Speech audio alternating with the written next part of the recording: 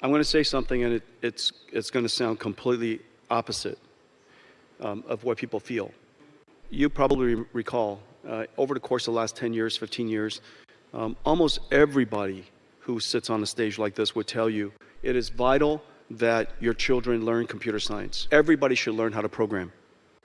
And in fact, it's almost exactly the opposite.